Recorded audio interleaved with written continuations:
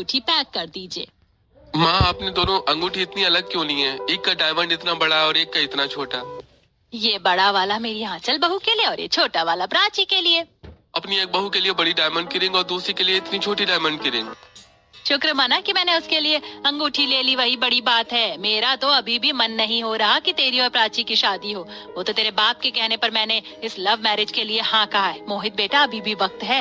तेरे लिए मैं एक से एक अच्छी लड़की ढूंढ लूंगी। आंचल को देखा है कितने अच्छे परिवार से, बिल्कुल वैसे ही लड़की लाऊंगी मैं तेरे लिए, बस तू एक बार मना कर दे। आप कब तक इस बात को लेकर बैठी रहोगी? अरे जमाना बदल चुका है, हर दूसरा इंसान आजकल लव मैरिज कर रहा है, तो मैं क्यों नहीं कर सकता? मैं प्राची से प्यार करता हूँ और मैं शादी भी उसी से ही करूंगा। अरे कम से कम जगह को देखकर तो बात करो, घर पर नहीं है हम। कहीं पर भी तुम माँ बेटे शुरू हो जाते हो। अब जल्दी से अंगूठी लो और चलो यहाँ से। घर जाकर सगाई की काफी तैयारी करनी है। सरला के दोनों बेटे मोहित और अनुज की साथ ही शादी हो रही थी, लेकिन जहाँ सरला अनुज के लिए अरेंज मैरिज करके अपनी मनपसंद बहू ला रही थी, तो वहीं मोहिनी ने अपने लिए पहले से ही लड़की पसंद कर ली थी, जिसके चलते सरला अपने छोटे बेटे की लव मैरिज के सख्त खिलाफ थी। लेकिन अपने पति की वजह से सरला को न चाहते हुए भी शादी के लिए हाँ करना पड़ता है। तो वहीं दूसरी तरफ आंचल और प्राची के घर वाले मिलकर एक बड़े से बैंक्वेट हॉल में एंगेजमेंट का फंक्शन अरेंज करते हैं और आज उन लोगों की एंगेजमेंट होती है। सगाई की व्यवस्था तो काफी अच्छी की है, हमारे सभी मेहमान भी काफी तारीफ कर रहे हैं। वो तो करनी ही थी, मेरी इकलौती की शादी जो है। सभी समधी आपस में बातें कर रहे होते हैं कि तभी आंचल और प्राची अपनी एंगेजमेंट आउटफिट में आती है, जहां आंचल ने एक काफी लॉन्ग हैवी सुंदर सा गाउन पहना होता है, तो वहीं प्राची ने एक रेड कलर की हैवी साड़ी पहनी होती है। आंचल को देखते ही सरला सबसे पहले उसके पास जाती है। बिल्कुल चांद का टुकड़ा लग रही हो, किसी की नजर ना लगे। आओ मैं तुम्हें काला टीका लगा दूं। कितनी सुंदर लग रही हो तुम, और तुम्हारा ये आउटफिट कितना प्यारा है। इस आउटफिट के लिए हम कितने सारे मॉल में गए थे, तकरीबन 1-2 हफ्ते लग गए इसे लेने में। मम्मी जी नमस्ते, कैसी हैं आप? और आपकी तबीयत ठीक है ना? आप? हाँ नमस्ते, मैं ठीक हूँ। लेकिन समधन जी एक बात बताइए, आपके पास क्या इतने पैसे भी नहीं थे कि आप अपनी बेटी को एक ढंग का गाउन दिला दें? अरे आजकल सगाई में साड़ी कौन पहनता है, और ये भी कितनी पुरानी सी लग रही है। सगाई की तारीख इतनी जल्दी निकली थी कि ठीक से तैयारी करने का मौका नहीं मिला, और ये साड़ी पुरानी नहीं है, कुछ दिन पहले ही हमने इसे ली थी। अपनी बेटी की सगाई के लिए गाउन तो आपसे लाया नहीं गया, पता नहीं इस बैंक्वेट की बुकिंग आपने कैसे करी। अब मुझे तो लगता है कि मेरी आंचल बहू के परिवार वालों ने ही इसकी बुकिंग करी है। जो भी खर्चा हुआ है हम दोनों परिवार वालों ने आधा आधा ही किया है। किसी से मांग कर ही दिया होगा इन लोगों ने। पता नहीं इस मिडिल क्लास लड़की में मेरे बेटे को क्या पसंद आ गया।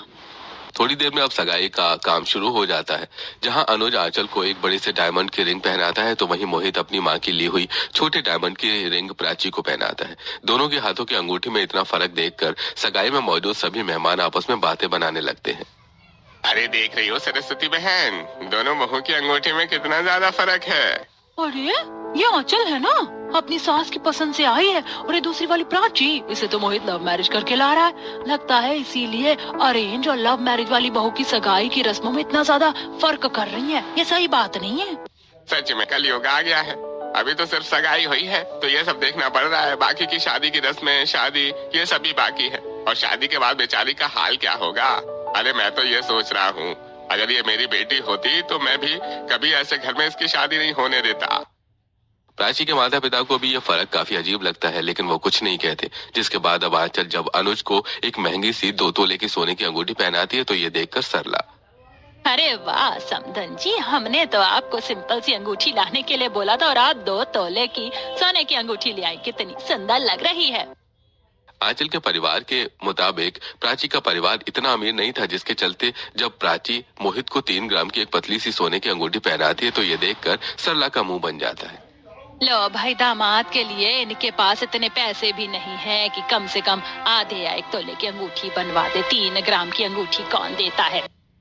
हमने कोशिश तो 1 तोले की अंगूठी की करी थी, लेकिन अभी सोने का भाव काफी महंगा चल रहा है और अभी घर के हालात भी थोड़े ठीक नहीं थे।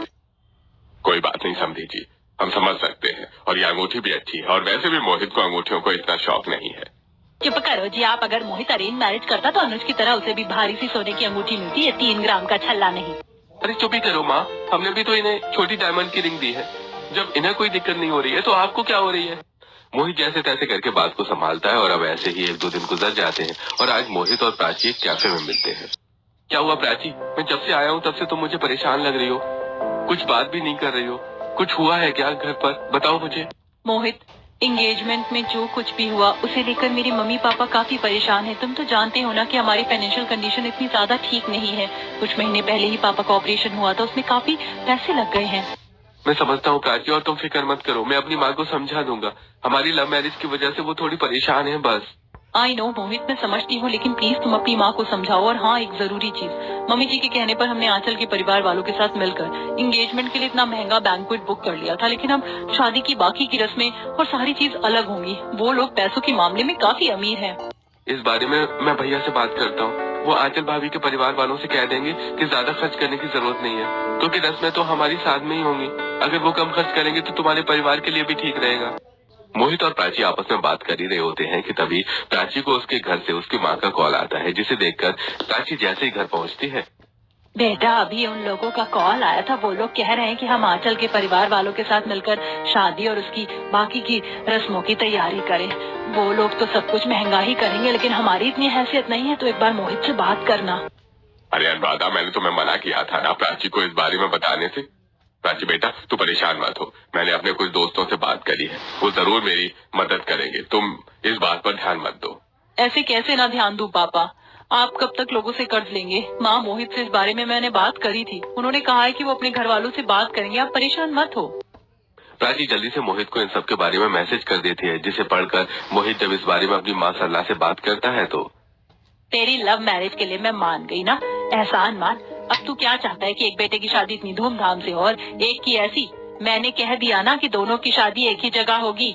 उन लोगों की फाइनेंशियल कंडीशन ठीक नहीं है, आप समझ क्यों नहीं रही है इस बात को? हाँ सरला, कब तक हमेशा अपनी ही चलाओगी? अगर तुम लोगों को अपनी चलानी है तो चला लो, लेकिन मैं इस शादी में फिर शामिल नहीं होंगी। मैं तो अपने गांव चली जाऊंगी। अगर तुम दोनों बेटियों की शादी होगी तो एक जगह पर, बिल्कुल एक जैसी होगी, समझे? सरला की ऐसी बातें सुनकर अब मोहित और कमलेश भी कुछ नहीं कर पाते। तो वहीं अपनी बेटी की शादी को धूमधाम से करने के लिए शैलेश बैंक से एक काफी भारी लोन ले लेता है। माँ पापा, मुझे माफ कर देना, मेरी वजह से आपको कितनी परेशानी हो रही है। मेरे बाद अभी मेरी दोनों छोटी बहनें भी हैं, उनकी पढ़ाई लिखाई सब कुछ है। बेटा मैं हूँ ना, मैं सब देख लूंगा, और अभी मेरी रिटायरमेंट में भी काफी समय है। तू परेशान मत हो और अपनी शादी की तैयारी कर। हाँ दीदी, आप परेशान मत हो, अभी तो हमें बहुत पढ़ाई करनी है और पढ़ लिख कर काफी पैसे भी कमाने हैं। आप बस खुश रहो, सब ठीक होगा। अपने पिता और बहनों की बातें सुनकर प्राची की आंखें भर आती हैं। इसी तरह अब कुछ दिन गुजरते हैं और आज से दोनों अरेंज और लव मैरिज वाली बहू के परिवार मिलकर शादी की रस्में शुरू कर देते हैं। और आज सबसे पहले रस्म हल्दी की होती है, जिसमें सरला अपने दोनों बेटे और पति के साथ आती है। और अब दोनों जोड़ों की एक साथ हल्दी की रस्म शुरू हो जाती है, जहाँ आंचल ने अपनी हल्दी के रस्म में एक बहुत सुंदर वेस्टर्न ड्रेस पहनी होती है, तो वहीं प्राची ने सिंपल सी पीले रंग की साड़ी। सरला सबसे पहले आंचल के पास आती है और उसके माथे पर चूमती है। हल्दी का रंग लगते ही मेरी बहू का रंग कितना ज्यादा खिल गया है, कितनी प्यारी लग रही है। वैसे आंचल बहू, तुमने फूलों की ज्वेलरी नहीं पहनी? मम्मी जी, वो मैंने फूलों की ज्वेलरी ऑर्डर तो करी थी, लेकिन वो आई ही नहीं है, और हल्दी की रस्म का टाइम हो रहा था तो मैं ऐसे ही बैठ गई। कोई बात नहीं बहू, मैं तुम्हारे लिए लेकर आई हूँ फूलों की ज्वेलरी, और अपने हाथों से ही तुम्हें पहनाऊंगी। सरला अपने साथ लाई हुई फूलों की ज्वेलरी अपनी अरेंज मैरिज वाली बहू को पहनाती है और खुशी से आंचल को हल्दी लगाकर अपने बहू बेटे के साथ में ढेर सारी फोटो क्लिक करती है। तो वहीं दूसरी तरफ सरला मुंह बनाकर प्राची के पास आती है और उसे नकली फूलों की ज्वेलरी देकर हल्दी लगाकर बिना फोटो खिंचवाई चली जाती है। ये देखकर प्राची के बगल में बैठी उसकी सहेली प्रीति, यार तेरी सास कितनी अजीब है, तेरी होने वाली जेठानी के साथ तो वो इतनी खुश है, और तेरे पास आते ही मुंह बनाने लगी। अपनी एक बहू को उन्होंने असली फूलों की ज्वेलरी दी और एक को नकली फूलों की। तुझे बताया तो था मैंने कि मेरी होने वाली सास हमारी लव मैरिज के खिलाफ है। वो ये शादी होने दे रही है ना, वही बड़ी बात है। लेकिन यार अरेंज मैरिज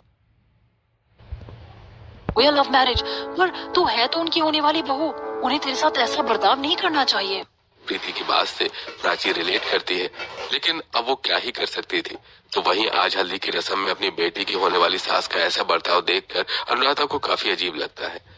बेटा मैं जानती हूँ कि तू मोहित से बहुत प्यार करती है, लेकिन शादी के बाद तुम मोहित के साथ साथ उसके परिवार वालों के साथ भी तुम्हें रहना है, और मुझे समधन जी का बर्ताव सही नहीं लगता। अभी भी वक्त है, सोच ले, समझ ले। हाँ दीदी, मम्मा बिल्कुल ठीक कह रही है। वैसे भी आपकी सास काफी खड़ूस है। पता है, जब आज मैं उनके पास फोटो क्लिक करवाने गई तो उन्होंने मना कर दिया। जब देखो उनका मुंह ही बना रहता है। प्राची बेटा, ये तेरी जिंदगी का बहुत बड़ा फैसला है, इसलिए सोच समझ कर लेना। अभी भी वक्त है। तू ये मत सोच कि अगर सगाई के बाद तेरा रिश्ता टूटेगा तो लोग क्या कहेंगे। तू बस अपने बारे में सोच। शादी के बाद जिंदगी तुझे गुजारनी है, उन लोगों को नहीं। मैं आपकी बात समझती हूँ। अगर आपकी जगह मैं होती तो शायद मैं भी यही बोलती, लेकिन मुझे मोहित पर पूरा भरोसा है, वो सब संभाल लेंगे। अब इसी तरह हल्दी की रस्म का दिन निकलता है और आज दोनों अरेंज और मैरिज वाली बहू की मेहंदी की रस्म होती है, जहां अपने पैसों के बल पर आंचल शहर की सबसे प्रोफेशनल और फेमस मेहंदी आर्टिस्ट को बुलाती है। तो वहीं प्राची की दोनों छोटी बहनें तारा और रूही ही प्राची को मेहंदी लगा रही होती हैं। ये देखकर सरला, ये क्या, आपके पास क्या अब इतने पैसे भी नहीं थे जो अपनी बेटी की मेहंदी में एक मेहंदी आर्टिस्ट को बुला ना सके? और ये किस तरह की मेहंदी लगा रही है? मुझे तो रत्ती भर भी पसंद नहीं आ रही है। सरला की ऐसी बातें सुनकर प्राची के परिवार वालों को काफी बुरा लगता है। तो वहीं जब फोटोग्राफर प्राची की मेहंदी का शॉट लेने के लिए उसके पास आता है तो, अरे आप अपने हाथों को इस तरह देखिएगा, मैं एक शॉट लेने वाला हूँ। फोटोग्राफर भैया, कोई जरूरत नहीं है इसकी मेहंदी का शॉट लेने के लिए। बेफालतू में शादी का एल्बम खराब करेगी इसकी मेहंदी। अरे ये भी कोई मेहंदी है? अरे मेहंदी तो आंचल के हाथ में लग रही, क्या सुंदर मेहंदी है। दूल्हा दुल्हन सब कुछ बनाया है उसकी मेहंदी आर्टिस्ट ने, आपकी दोनों बेटियों की तरह नहीं जो 4 फूल बनाकर बैठ गई। समधन जी, एक बात कहूँ, बुरा मत मानिएगा। शादी में लगने वाली मेहंदी का रंग देखा जाता है, ना कि उसका डिजाइन। ये डिजाइन वगैरह तो आजकल के लोगों ने डाल दिया, वरना पिछले समय में तो बस लोग हाथों में मेहंदी से टिक्की बनाकर बैठ जाते थे। आपको तो अपने पैसे बचाने हैं, इसीलिए आप तो बोलेंगी ही। अपनी सास के ऐसे बर्ताव की वजह से प्राची अब काफी परेशान हो चुकी थी। तो वहीं आज जब मेहंदी की रस्म खत्म होती है तो प्राची जल्दी से मोहित को कॉल करती है। मैं तुम्हें इस तरह कॉल करके बार बार टेंशन नहीं देना चाहती, लेकिन मैं क्या करूं? हर बार तुम्हारी माँ की वजह से मेरे परिवार वाले परेशान हो रहे हैं। शादी की रस्मों में भी यही हाल है, तो शादी के बाद क्या होगा? तुम ज्यादा सोच रही हो, ऐसा कुछ नहीं होगा, धीरे धीरे सब ठीक हो जाएगा। कितने महीनों से बस तुमसे यही सुनती आ रही हूँ, लेकिन अभी तक कुछ ठीक नहीं हुआ है। मैं तो जैसे तैसे करके एडजस्ट कर रही हूँ, लेकिन मेरे परिवार वाले कब तक सहेंगे? मोहित, शादी की रस्मों तक तो फिर भी ठीक है, लेकिन अगर शादी के बाद ये सब हुआ तो? प्राची, शादी के बाद हम माँ को थोड़ा वक्त देंगे ताकि वो हमें समझ सके। अगर सब सही रहा तो अच्छी बात है, वरना शादी के बाद के लिए मैंने कुछ सोच रखा है। अब तुम परेशान मत हो और जल्दी से अपनी मेहंदी की फोटो खींच कर भेजो। और तुमने अपनी मेहंदी में मेरा नाम लिखवाया है ना? मोहित की बात सुनकर प्राची थोड़ी रिलैक्स हो जाती है और अब इसी हल्दी और मेहंदी की रस्म खत्म होती है। और फाइनली शादी से पहले की आखिरी रस्म संगीत की होती है, जिसमें मोहित और प्राची एक दूसरे का हाथ पकड़े कपल डांस कर रहे होते हैं, जिसे देखकर सरला, तुम दोनों में शर्म नाम की चीज है या नहीं? सारे बड़े बुजुर्ग तुम दोनों को ही देख रहे हैं और तुम दोनों हो कि बेशर्मों की तरह नाचने में लगे हो। माँ तो क्या हो गया, आजकल तो हर कोई डांस करता है। लोग कुएं में कूदेंगे, तुम्हें भी कूदना है क्या? चुपचाप से अलग होकर डांस करो। पता नहीं क्या ही हो गया आजकल के बच्चों को।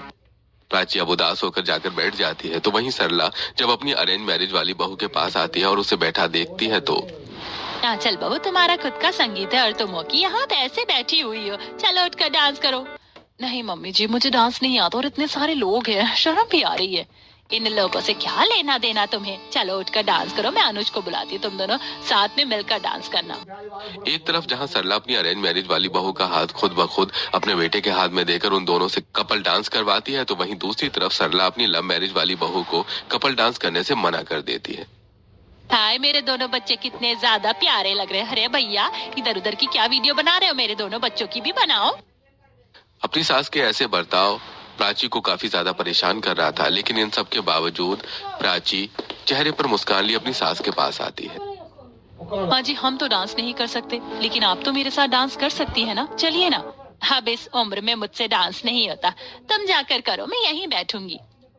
माँ जी प्लीज चलिए ना, मुझे अच्छा लगेगा। मैं आपका कोई फेवरेट गाना प्ले करवा देती हूँ।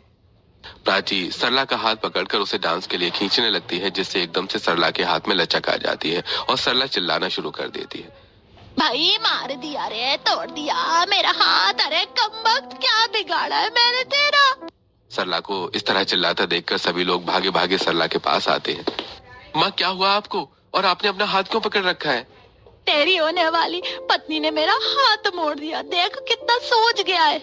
मोहित, मैंने ऐसा कुछ नहीं किया, मैं तो बस माँ जी को डांस के लिए बुला रही थी। ये लव मैरिज वाली बहू अभी से ही तेरी माँ पर ये जुल्म कर रही है, पता नहीं आगे जाकर क्या होगा। अरे माँ, आपको कोई गलत फहमी हुई है। हाथ में लचक तो आ ही जाती है। लाइए मैं आपका हाथ दबा देता हूँ। हाँ समधन जी, मेरी बेटी भला आपके साथ ऐसा क्यों करेगी? इससे पहले बात और बिगड़ती, मोहित जैसे तैसे करके बात को संभाल लेता है और आखिरकार शादी की सारी रस्म भी खत्म हो चुकी थी और आज शादी का दिन आ ही जाता है। प्राची शादी के जोड़े में बैठी अपने कमरे में। भगवान जी, सब ठीक करना। शादी की रस्मों को देखकर मेरे परिवार वाले काफी परेशान हैं, लेकिन अब शादी में कुछ ना हो। थोड़ी देर में बारात आती है, जहां आंचल के परिवार वाले सभी बारातियों को माला पहनाकर स्वागत कर रहे थे, तो वहीं प्राची के मायके वाले सभी मेहमानों को इज्जत देते हुए हाथ जोड़कर उनका स्वागत करते हैं। ये देखकर सरला, मानना पड़ेगा समधन समधी जी, आपने बारातियों का स्वागत तो काफी अच्छे तरीके से किया, वरना कुछ लोगों को तो बारातियों का स्वागत करना भी नहीं आता। प्राची के माता पिता को ये समझने में देर नहीं लगती कि सरला उन्हें ही ताना दे रही है, जिसके बाद अब सभी बाराती अंदर आते हैं और थोड़ी देर में आंचल प्राची शादी के जोड़े में नीचे आती है। आंचल को देखकर सरला जहाँ काफी खुश हो रही थी, तो वहीं प्राची पर नजर पड़ते ही सरला का मुंह बन जाता है। ये तो मेरी अरेंज मैरिज वाली बहू की पैरों की धूल भी नहीं लग रही। अगर ये मोहित जिद ना करता ना, तो इसके लिए मैं बिल्कुल आंचल जैसी लड़की लाती। अब दोनों दूल्हा दुल्हन स्टेज पर आ जाते हैं और जयमाला के समय जैसे ही मोहित प्राची को माला पहनाने जाता है, तो प्राची बार बार पीछे होने लगती है। ये देखकर जो सभी लोग जहां हंस रहे थे, वहीं सरला, जयमाला हो रही है या कोई मजाक? अगर नहीं पहननी तो बोल दो, बारात वापस ले जाएंगे। रस्म का मजाक बना दिया इन लोगों ने। शादी के दिन भी सरला अपनी हरकतों से बाज नहीं आती, तो वहीं एक बार और सरला की वजह से प्राची का मन उदास हो जाता है, लेकिन वो मोहित को देखकर सारी चीजें भूल जाती है। वैसे सरला, कुछ भी कहो, खाने का इंतजाम तो काफी बढ़िया हुआ है। सब कुछ एक से बढ़कर एक बना है। सभी मेहमान चाव से खाना खा रहे हैं। ये प्राची के मायके वाले भी अमीर होते तो खाने का इंतजाम और अच्छे से होता। आंचल बहू के मायके वाले तो और अच्छे से करना चाहते थे, लेकिन इनकी वजह से वो दिल खोलकर खर्च नहीं कर पाए। सरला की बातें सुनकर कमलेश उसे काफी समझाता है, लेकिन सरला कहाँ अपनी हरकतों से बाज आने वाली थी। समझी जी, ये लीजिए गाड़ी की चाबी। वैसे तो आप लोगों के पास गाड़ियों की कमी नहीं है, लेकिन मेरी बेटी का सपना था कि वो विदाई अपनी गाड़ी में जाए, तो ये छोटा सा गिफ्ट मेरी बेटी और दामाद के लिए। यहाँ पे कपड़े लेके जा अपने। ये मेरी तरफ से। वैसे मैं भी गाड़ी ही देना चाहता था, लेकिन थोड़ा हाथ टाइट हो गया, इसलिए बाइक दे रहा हूँ। वैसे काफी अच्छी बाइक है दामाद जी, जब बैठेंगे ना तो किसी हीरो से कम नहीं लगेंगे। आजकल की हीरो भी गाड़ियों में आते हैं, इस तरह बाइक पर नहीं। और आजकल गाड़ी लेना कौन सी बड़ी बात है? अगर पूरे पैसे नहीं थे तो EMI पर ले लेते। हाँ, मैं ले तो लेता, लेकिन बेटी की शादी के लिए मैंने पहले से ही बैंक से लोन ले रखा है और लोन की वजह से EMI पर गाड़ी लेना मुश्किल हो रहा था। अरे कोई बात नहीं समधी जी, मैं समझ सकता हूँ। और वैसे भी मोहित को गाड़ियों से ज्यादा बाइक का शौक है, वो तो ये देखकर खुश हो जाएगा।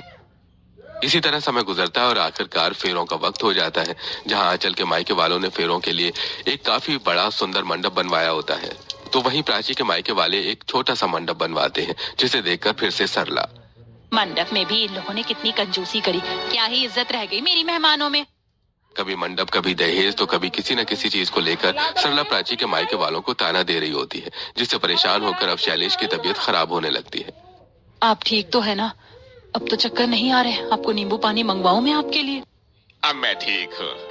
पता नहीं अचानक बीपी कैसे हाई हो गया मेरा। लगता है कुछ ज्यादा ही टेंशन ले ली। प्राची अब बिल्कुल चुप रही थी, लेकिन जब वो अपने पिता की खराब हालत देखती है तो वो खुद को रोक नहीं पाती और गुस्से में, बस अब बहुत हुआ आंटी जी, आप एक काम करिए, अपने बेटे की अरेंज मैरिज ही करवा दीजिए। भले ही उस मैरिज में आपका बेटा खुश हो या ना हो, पर है तो अरेंज मैरिज ना। आप अपने बेटे की अरेंज मैरिज ही करवा दीजिए, चाहे फिर आपको कुछ मिले या ना मिले, लेकिन कम से कम अरेंज मैरिज तो होगी ना। सगाई के दिन से लेकर आज शादी के दिन तक आप हमें कितने ताने देती आई हैं, क्या कुछ नहीं कहा, लेकिन मैं फिर भी चुप रही। आज आपकी वजह से मेरे पापा की तबीयत खराब हो गई। जिंदगी भर रोने से अच्छा है कि कुछ दिन बैठकर रो लूं। मोहित, आई एम सॉरी, लेकिन मैं ये शादी नहीं कर सकती। प्राची, ऐसा मत कहो, मैं तुमसे बहुत प्यार करता हूँ और तुम्हारे बिना नहीं रह सकता। मैं भी नहीं रह सकती मोहित, लेकिन मैं क्या करूं? शादी से पहले इन रस्मों में तुम्हारी माँ ने हमें इतना टॉर्चर कर दिया है, पता नहीं शादी के बाद वो क्या करेंगी। तुम सही कह रही हो प्राची, मैंने भी माँ को बहुत समझ लिया, लेकिन नहीं, अब और नहीं। सोचा था कि शादी तक शायद माँ के बर्ताव में बदलाव आ जाए, लेकिन ऐसा नहीं हुआ। तुम्हें याद है ना उस दिन जब मैं तुमसे कॉल पर कह रहा था कि अगर ऐसा नहीं हुआ तो मैंने कुछ सोच रखा है, तो यही था कि शादी के बाद हम लोग अलग रहेंगे और मैंने एक फ्लैट भी ले रखा है। बेटा, मोहित जैसा लड़का तुम्हें नहीं मिलेगा, ये रिश्ता मत तोड़ो। मैं ठीक हूँ, अब शादी कर लो बेटा। अपने बेटे का ऐसा जवाब सुनकर सरला के तो होश ही उड़ जाते हैं। तो वहीं अब अपने माता पिता की बात मान प्राची मंडप पर बैठ जाती है। तो वहीं दूसरी तरफ आंचल और अनुज की भी अब शादी की रस्में शुरू हो जाती है। आज जब अपनी होने वाली सास का ऐसा बर्ताव देखकर आंचल को काफी अजीब लगता है। माँ अभी तो मेरी आप इनसे कहिए कि मैं शादी के बाद इन लोगों के साथ नहीं रहूंगी। मैं और अनुज अलग रहेंगे। आंचल की ये बात जब सरला और कमलेश को पता चलती है। देख लिया तुमने अपनी करनी का नतीजा। तुम्हारी वजह से अब हमारी दोनों बहू हमारे साथ नहीं रहेंगी और बुढ़ापे में हमें अकेले ही गुजारा करना होगा। अरे सरला, आज के जमाने में क्या लव मैरिज क्या अरेंज मैरिज। अरे शादी करके हमारे बच्चों को ही साथ में रहना है, चाहे हम उनकी अरेंज मैरिज करवाए या लव मैरिज, पर तुम्हारी क्या समझ में आएगा। पहले मोहित और अब अनुज। तो वहीं कमलेश की ऐसी बातें सुन सरला को काफी बुरा लगता है। साथ ही साथ शादी में मौजूद लोग भी अब सरला के बारे में बातें बनाने लगते हैं। देख रही हो कैसी सास है, इसने शादी से पहले अपनी बहू को इतना परेशान करके रख दिया, पता नहीं शादी के बाद क्या करेगी। अच्छा हुआ इसकी दोनों बहुएं शादी के बाद अलग रहेंगी। अरे मेरी भी 3 बहुएं हैं, मैं अभी उन्हें डांट देती हूँ, लेकिन इस तरह थोड़ी ना। अगर मेरी सास ऐसी होती ना तो मैं तो कब का उसे घर से निकाल देती। अच्छा हुआ इन लोगों ने अलग अलग रहने का फैसला कर लिया। अरे मैं भी हल्दी की रस्म से देख रही हूँ बार बार अपनी दोनों बहुओं में कितना भेदभाव कर रही थी, और बेचारी इस लव मैरिज वाली को कितने ताने दिए। बहुत हिम्मत है लोगों में जो उन्होंने इतना बर्दाश्त कर लिया। मेहमानों की ऐसी बातें सुनकर सरला को काफी दुख पहुंचता है। तो वहीं अब जब दोनों बहू की विदाई हो रही होती है तब सरला।